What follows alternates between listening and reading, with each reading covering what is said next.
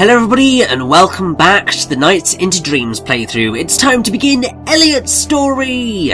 Hell yeah!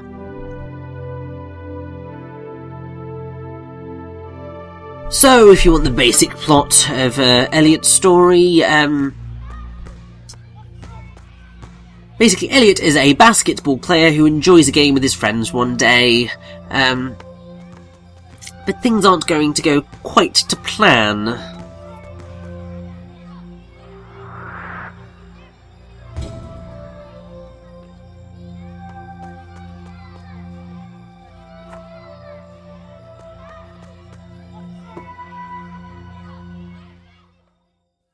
Because he is challenged by a bunch of kind of older secondary school students and suffers a humiliating defeat on court.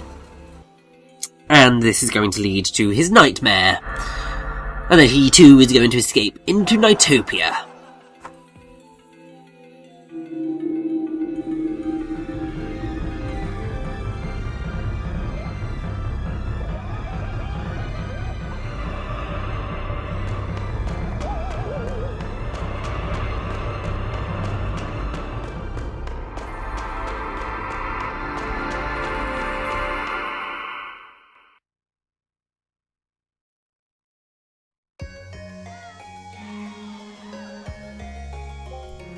So, there we go. It's time to begin Elliot's story, and we begin with Splash Garden.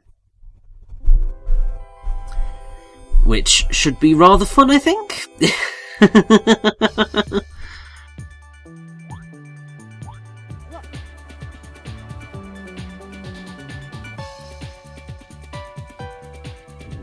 Now, something that I haven't mentioned with regard to the Night into Dreams kind of gameplay side of things is that if you run out of time, it isn't necessarily the end of the world.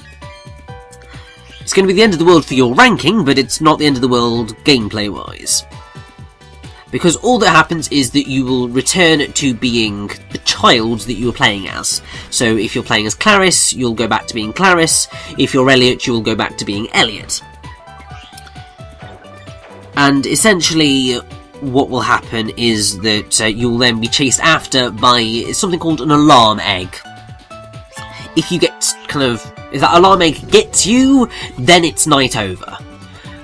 But if you actually can manage to escape it and get back to the Idea Palace, then you will finish the mare as long as you have destroyed the Idea capture, and so on and so forth. At that point, the highest ranking you can get is a D, but you should be okay in all bar maybe one of the levels, so nothing too much to worry about.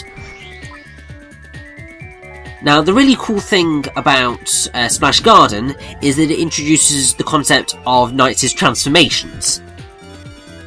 Now, these are very much akin to the personas in Journey of Dreams.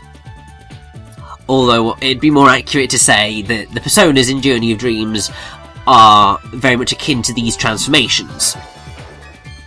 So basically, whenever Knights goes in water, Knights will have a dolphin tail.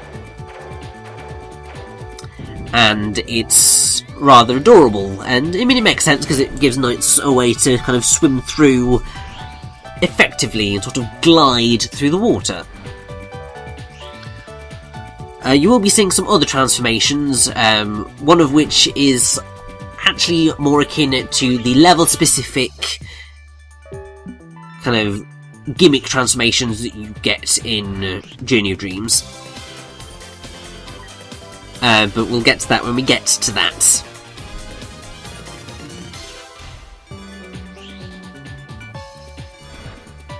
Now, music for Splash Garden is The Amazing Water, which is a lovely little relaxing tune, I think.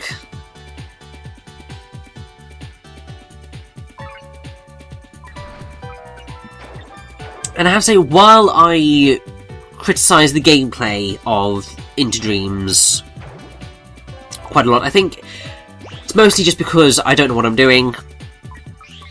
I'm not very good at Into Dreams, so yeah. But basically, I really do like the soundtrack of Into Dreams.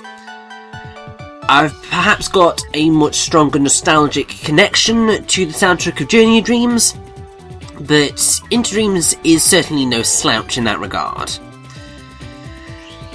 And really, quite a few of the iconic themes do kind of follow through. It's just that they get a slightly more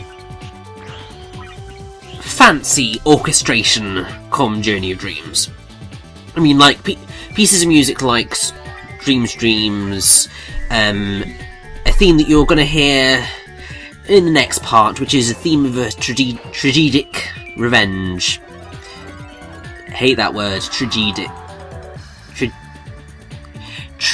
Tragic. It's tragedy. Ah!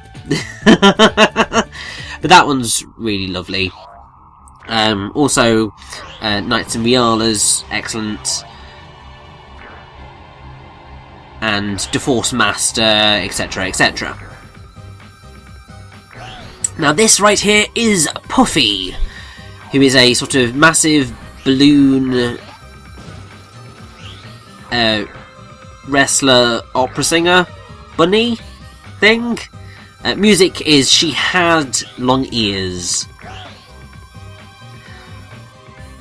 And it's just bizarre.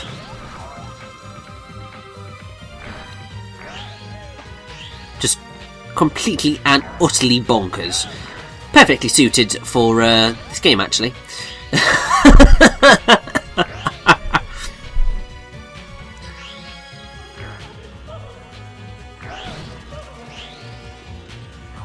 But I think this actually goes into something that I should probably bring up, is that sort of while I prefer Claris's levels overall, I think I prefer Elliot's bosses. Because pretty much all of Elliot's bosses, while unique and have interesting, well, sort of interesting ways of defeating them, they all make sense in terms of how you defeat them. Basically, you've got to hit them. In the case of Puffy, it's kind of, you've got to push her all the way to the end of the level. The others don't quite work like that, but they all make a hell of a lot more sense than Claris's do. Because, yeah, just Gullwing and Gulpo just don't make any sense. It's frustrating. Anyway, here is the level that I said of Elliot's that I do quite enjoy, which is Frozen Bell. It's because I'm always quite a fan of snow levels, and this one is no exception.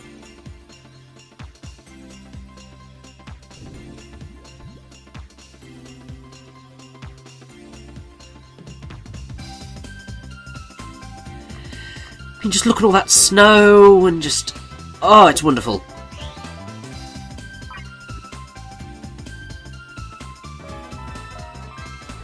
And actually, if you listen very carefully to the musical theme here, which is Take the Snow Train, you will hear little bits of Riala's theme, which is a theme for tragic revenge. Basically, what you're kind of listening for is the do do do do do do do do do do do do do do. It's that little melody there that is Riala's theme, and it's a really nice touch just to kind of subtly insert it into one of the level themes.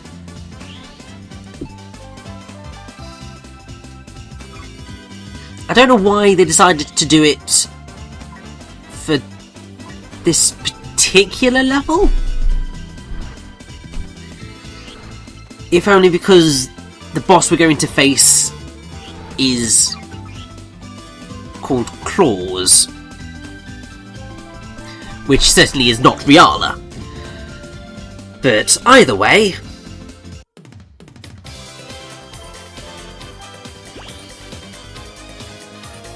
Now, another thing that I haven't brought up is about the kind of this ribbon effect that we get whenever we go through one of those specific rings. Basically, it sends you into acrobat mode, which is just a way of kind of getting loads more points.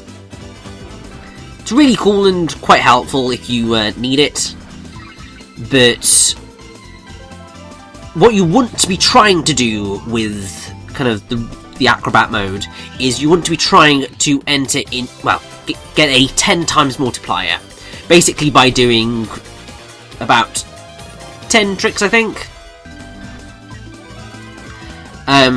So you want to get up to Dreamy, which is doing 10 tricks. It's easier said than done, because what happens is that some of Knights' animations take a little bit longer to complete than others.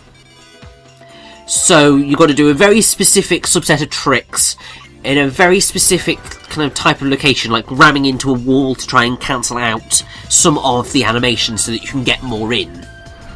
It's rather complicated. I'm not quite sure how it works.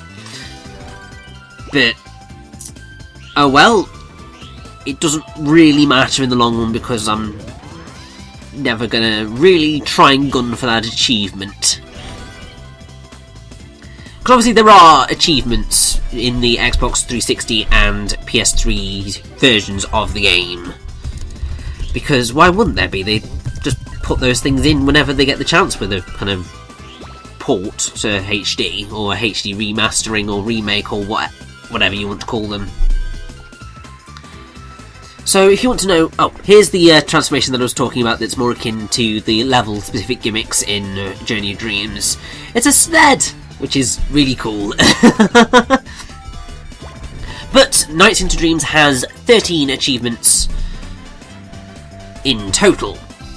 So, the Ideal, Spring Valley cleared, the Possibility, Mystic Forest cleared, the Confusion, Soft Museum cleared, the Affection, Splash Garden cleared, the Consciousness, Frozen Bell cleared, the Revival, Stick Canyon cleared, which is the next level for Elliot, the Growth, Twin Seeds cleared, Into Dreams, which is cleared all stages with all A rank, not gonna happen, Dreamy, got best rating Dreamy in Acrobat time, Paraloop Master successfully paralooped all of Gilwing's tail in one hit, also not going to happen.